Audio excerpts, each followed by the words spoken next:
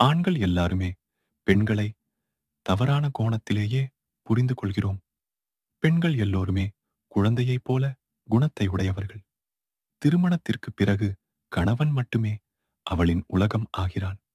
ஒரு பெண் மிகவும் எதிர்பார்ப்புடன் கணவனிடம் ஒன்றை கேட்கும் பொழுது, கணவன் அன்பான கொஞ்சலுடன் சரி என்ற வார்த்தையை கூற வேண்டும் என்றுதான். அவள் வீம்புடன் எதிர்பார்ப்பாளே தவிர, அவள் எதிர்பார்ப்பது பொருளை அல்ல. இது பலருக்கு புரிவதே இல்லை.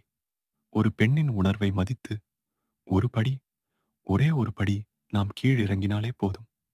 அவள் நமக்காக ஓராயிரம் படிகள் கீழ் இறங்கி வருவாள்.